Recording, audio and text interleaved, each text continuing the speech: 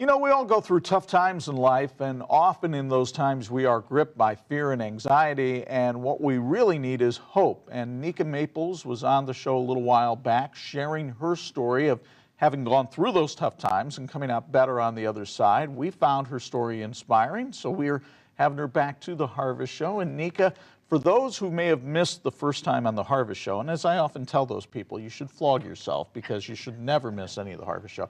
But for those who may have missed the first time, tell us a little bit about your story of having kind of gone into despair and come up the other side. I suffered a massive brainstem stroke when I was 20 years old, left me quadriplegic. Prior to that, I had been diagnosed with lupus at age 12 and was receiving chemotherapy treatments at age 18 for 2 years. So for a large portion of my life, I endured some physical suffering. It brought me to really a low mentality, meaning my emotional outlook was very bleak at times. Despair, depression, things yeah. like that. And so many times when we have those circumstances, we are gripped, as I said in the intro, by fear and anxiety. Why is that? Well, God has an enemy who wants to undermine everything that he's ever said to his children. And so the enemy will send us fear and anxiety, and we just allow them to strut right into our circumstances. We have to be active in keeping fear and anxiety out. And the word says to us, do not worry about anything. Don't be anxious, but in everything, present your requests to God with thanksgiving, and then the peace of God, which is beyond our understanding, will guard our hearts and our minds in Christ Jesus. So if we don't want fear and anxiety to come in, we have to cast all of our concerns onto God, present our requests to him with thanksgiving, and the exchange that he gives us is peace as a guard for our hearts and minds, so that fear and anxiety can no longer just come right in. Now that sounds great when we're all sitting here and things are going fine. But when you were laying in the hospital bed and things weren't going fine, how did you break from fear and anxiety to clinging to the promises of God? Morning by morning, minute by minute. I mean, it's not a one-time thing, this exchange for peace, but the promise that God gives us is true and lasting. And so what we do is we continue it. We work in continuation of everything we begin in Christ.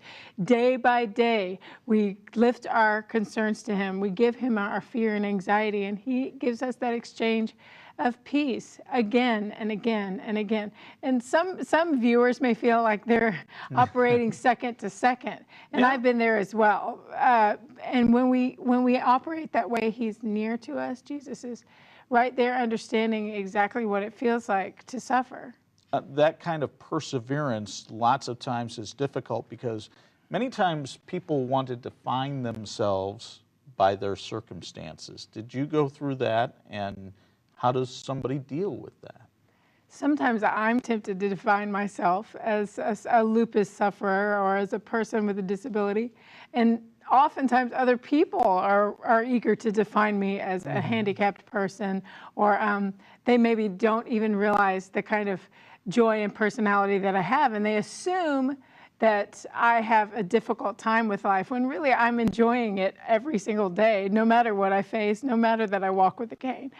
So we have to resist those labels, because those aren't labels that come from Jesus. The label that comes from Christ is, you are a beloved child of the Most High King. That's how I reorient myself daily when I'm tempted to give myself some other label. And we shouldn't deceive people, whether it's intentionally or unintentionally. You're still dealing with pain on a daily basis, are you not? I still have pain, that's true. Yeah. And the difficulty of living with a disability. A lot of times I fall, or some daily activities are more difficult for me, or just impossible for me. And when that happens, I have to keep turning to Jesus again and again to help me navigate life. So how difficult is it for you to keep your spirits up? I mean, you mentioned it's a day by day, minute by minute thing. I imagine, even though we're talking about hunting hope and preaching this message of hope, I imagine there are still times where the the enemy tries to creep in with that message of despair, isn't there? It's true. And I think the difference in maturing as a believer is in the beginning we feel that we have to keep our spirits up, that we have to keep our spirits up, that we have a responsibility to God as his children to make it look like he is a good father, you know, that he is exactly who he says he is. But it's not that we are proving God to the world. He proves himself to the world. We're not his defender. He's our defender. And so maturing in Christ means I no longer try to keep my spirits up. I allow him to keep my spirits up. Even Jesus on the cross said, "Into your hands I commit my spirit." And every day, into God's hand, I'm committing my spirit. He's the one who keeps me and sustains me day to day. And really, that kind of obedience is necessary to get through suffering, is it not? That's absolutely correct. Give us an example. I know you've based a lot of this book, Hunting Hope, on things that have happened in the Bible.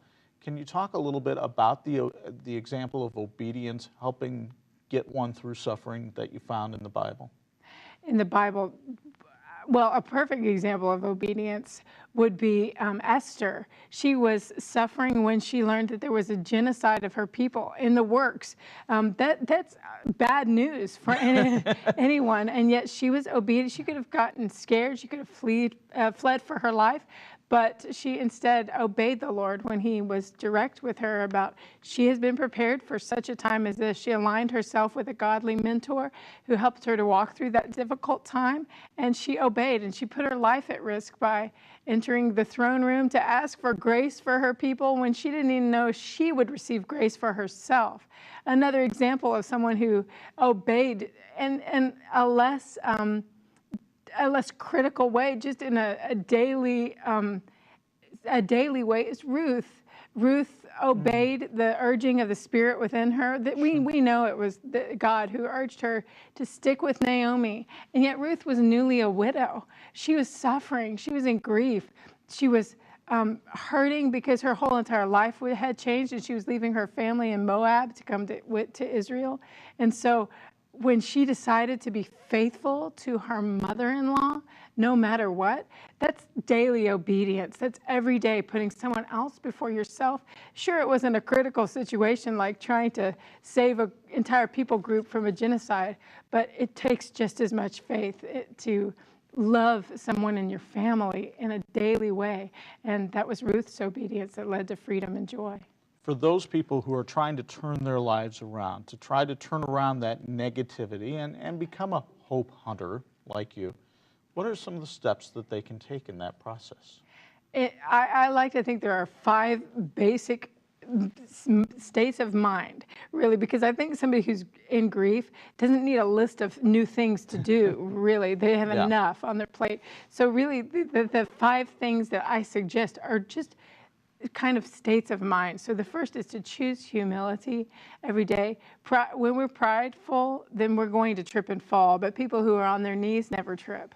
And so I choose humility every day as a way of enduring suffering. I know that God is in control and he'll take care of me. I also give grace to other people, because when people are interacting with you and you're in a time of suffering or grief, often they say ridiculous things. They say harsh things or insensitive things. We just have to give grace, because it could be us making a misstep or saying the wrong thing the next time. Sure. We want to give grace. I think singing truth is vital, because sometimes we can't even think of the words to pray, but Christian songs and worship songs are prayers in themselves. And so if you can't find your own words to offer to God, sing someone else's written words and that they've offered to God, and that's a way of reorienting your heart and mind toward him, keeping your face turned toward him. And last 2 are keep going and wait expectantly. It's one thing to wait. It's another thing to wait with expectation. And that's what brings us great joy. And it offers hope, because if you're waiting with expectation, you are expecting something to happen. That's right. And the hope is that something is good. Nika, thank you so much for sharing your story once again and the wonderful advice you've given here on Harvest. To connect with Nika, you can visit her website. It's nikamaples.com. And as simple as that is, sometimes we have those senior moments and forget, so you can always go to our website at harvest-tv.com for an easy link. The Harvest Show continues after this.